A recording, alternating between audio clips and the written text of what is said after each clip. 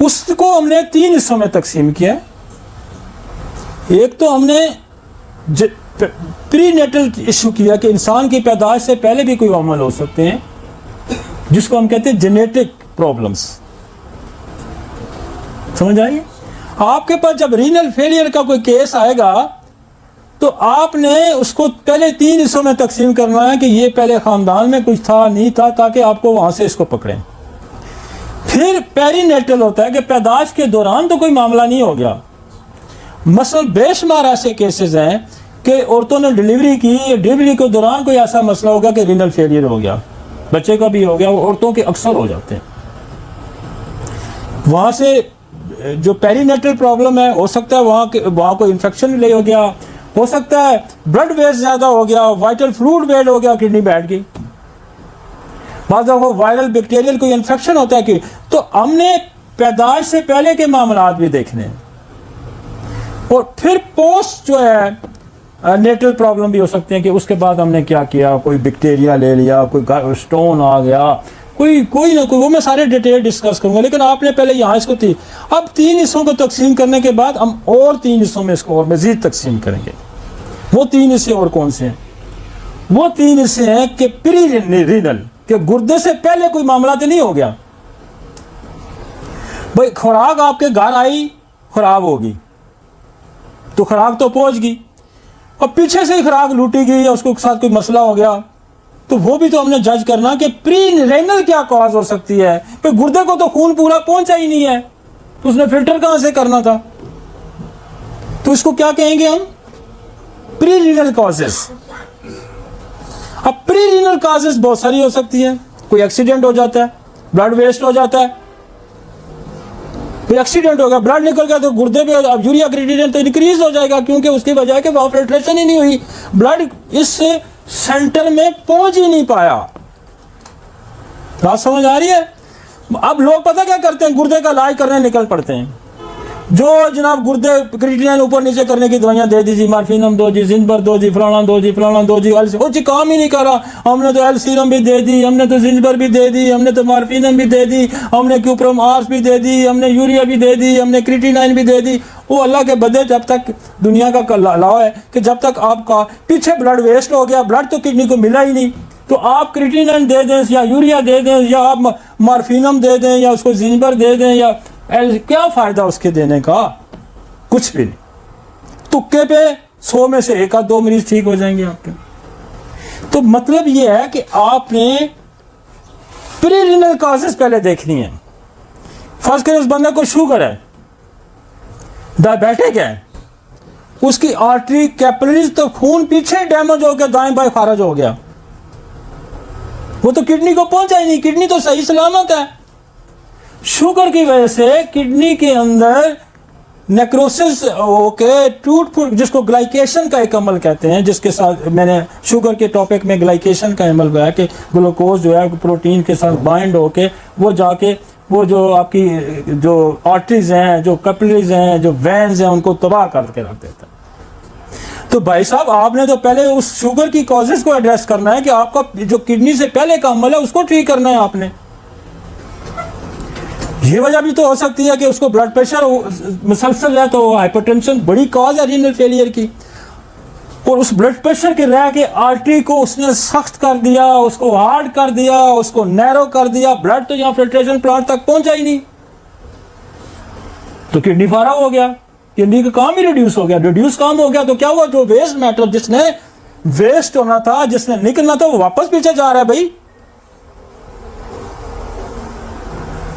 अब एक बंदे को डायरिया हो जाता है, वोमिटिंग हो जाती है, कॉलरा हो जाता है, उसको बेताशा उल्टियां हो रही हैं, उसको बेताशा, तो वो तो डिहाइड्रेट होकर पानी नहीं रहा, ब्लड आगे कहां से जाएगा, सर्कुलेट करेगा।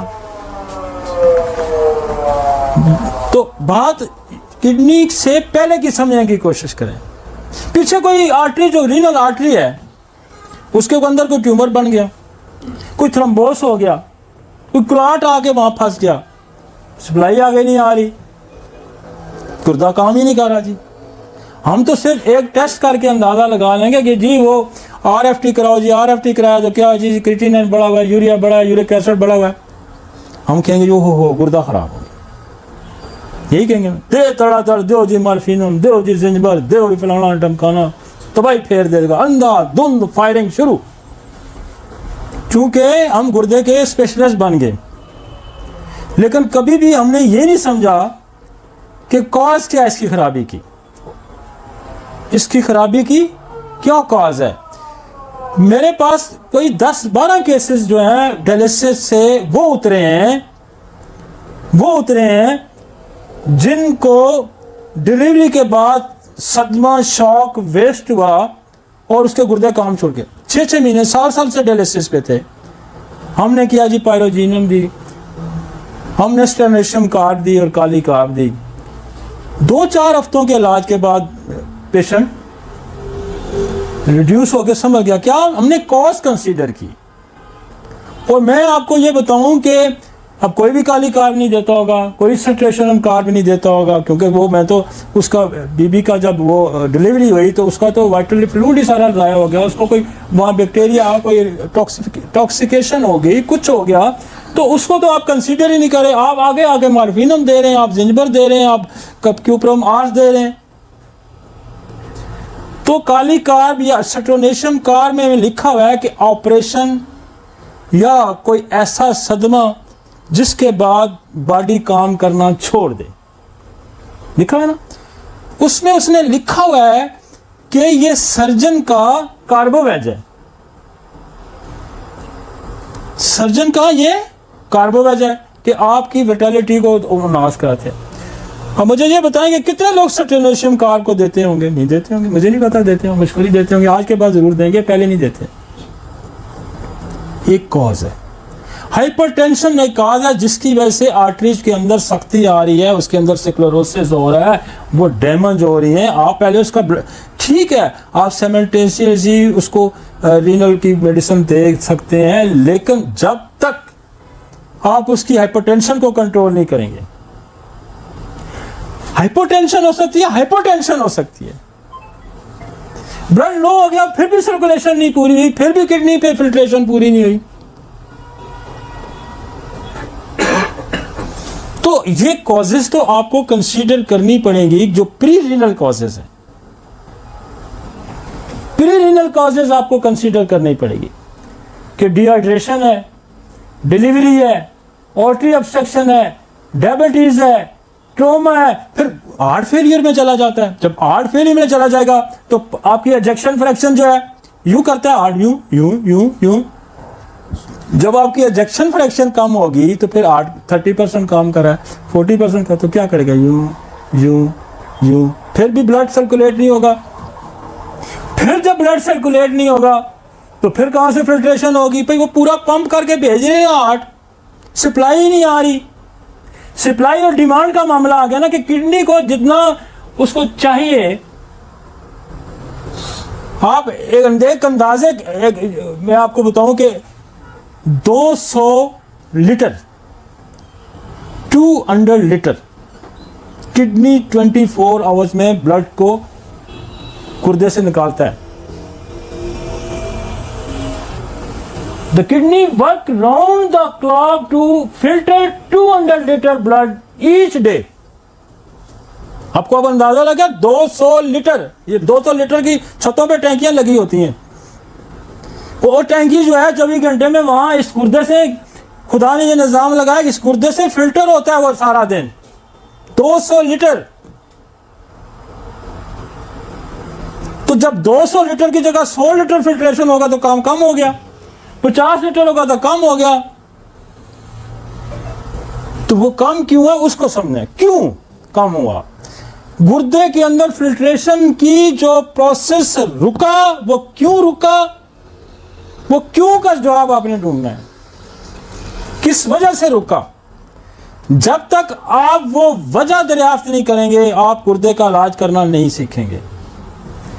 तो a normal range for 24 hours urine volume is 800 ml to 2000 ml वो फिर यूरिन बनाता है। ये 200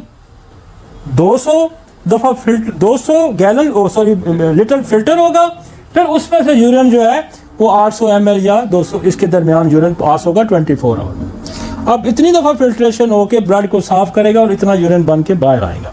अब हम ये भी 24 आवर वॉल्यूम भी हम चेक करते हैं। अगर वॉल्यूम जो है वो 800 ml से कम आ रहा है, अक्सर 24 आवर का वॉल्यूम चेक किया जाता है, उसका यूरिन कलेक्ट करके उसको अंदाज़ा लगाया जाता है कि ये यूरिन बंदे ने कितना पास आउट किया। अगर ये 500 ml है, 400 ml है, तो इसका मतलब है कि या तो वो पानी से ही नहीं पी रहा या फिर गुर्दा काम नहीं कर रहा। ठीक हो गया जी। तो ये नॉर्मल जो फंक्शंस हैं, मैं इसलिए आपको बार बार समझा रहा हूँ कि आपको जब नॉर्मल फंक्शंस का पता चलेगा फिर आप एबनॉर्मल की तरफ जाएंगे तो इंशाल्लाह।